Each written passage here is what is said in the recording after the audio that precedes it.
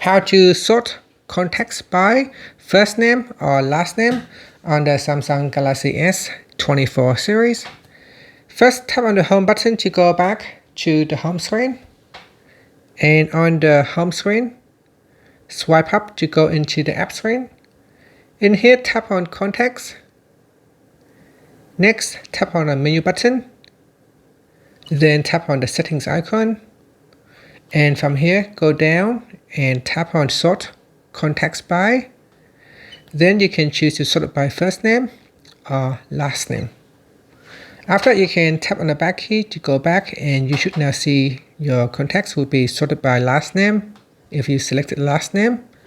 Otherwise, we can choose to sort by first name. And then we go back to the contacts list, and now it should be sorted by first name.